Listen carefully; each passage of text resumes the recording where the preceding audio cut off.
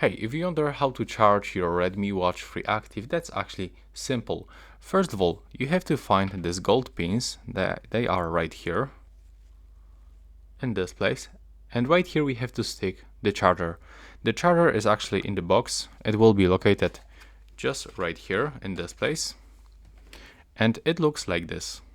That's the charger with the gold pins that we have to actually plug into our bottom of the watch. So let me show you like this.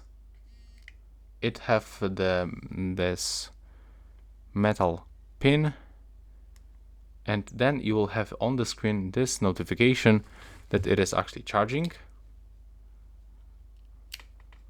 There we go.